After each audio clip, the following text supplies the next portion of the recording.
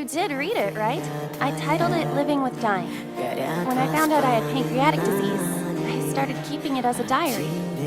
Oh! Hey, I just remembered! I saw the coolest thing on TV yesterday! It asked, if you had any liver problems, then you'd eat liver. And if you had stomach problems, then you would eat stomach. Are you actually going to die? Sure am. I want to eat your pancreas!